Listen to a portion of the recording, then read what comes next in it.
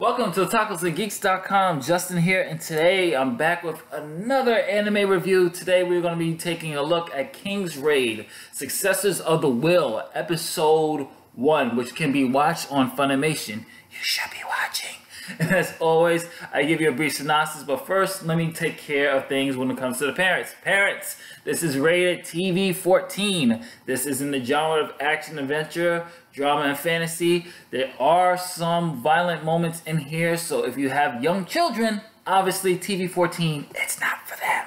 So, let's go into the synopsis. A century has passed since King Kasel of the Orvelia kingdom destroyed the fierce demon lord, restoring peace to the lands, but serenity was not meant to last forever. With the new news of new demon appearances reaching the ear of young squire Kasel, who bands together a group of companions that embark on the journey to locate the fabled holy sword, the new demon enemies. I am not a fantasy fan, but this anime kept me engaged, kept me entertained, and I think it's mainly because of the writing. I did try to watch some fantasy animes, and they always, some of the titles that came off a little goofy to me, a little bit too comedic, especially with the whole world or the fate of the kingdom at hand, and it wasn't taking itself too seriously. This one, on the other hand, I really like how they took it seriously. They took this premise, and I think what I really like about it is the fact that they're treating the audience like adults. They're treating the audience very smart. I'm pretty sure down the line there's gonna be some jokes and comedy and fan service, but at least with episode 1, their main focus was world building and introducing us to the characters into the world. And our main protagonist, Kasel, I think a lot of the audience is gonna be drawn to. Yes, for my anime veterans out there who've been watching anime for years like I have, those people, and I'm talking to those people who've been watching anime since the 70s, the 80s, and the 90s. Those, my people, my type of people. This is the same hero archetype that you're probably expecting. Yes, he wants to be perfect. Yes, he seems to have the pure heart of gold. But what I like about Kasel is that Kasel has a chip on his shoulder. He wants to be the best. There's something that's driving him. There is actual motivation of why he's doing what he's doing. He wants to surpass one of his best friends who they grew up together in an orphanage, and he's already a knight while he is just still the apprentice. So he has that chip on his shoulder like, oh my goodness, here's somebody I've been rolling with since I was a kid, and they surpassed me, and he's just driven to protect the ones that he loves. And I like to see what's going to happen, because you see early on in the early scenes that he is so driven and so focused and so obsessed with his goals that he makes plenty of mistakes. And that's a nice character flaw that I hope that they actually continue to explore.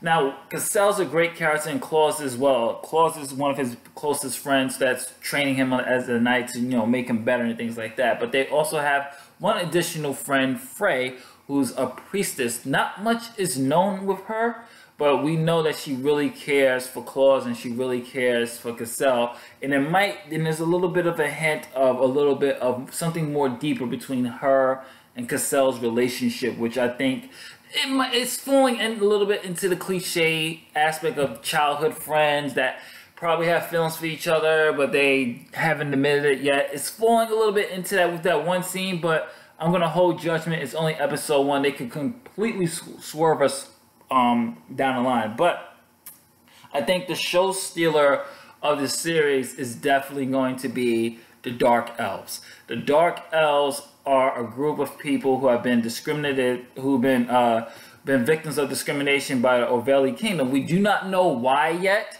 but we did see hints of how there is animosity between these two groups.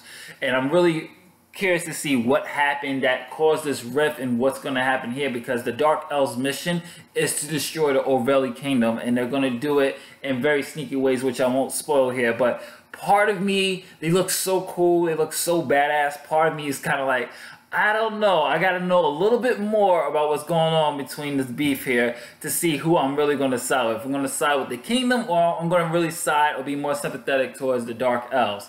As far as animation goes, it's not the best animation, but I would say when the action did pick up, I was actually surprised. Characters that I thought was going to be a mainstay are not a mainstay in this.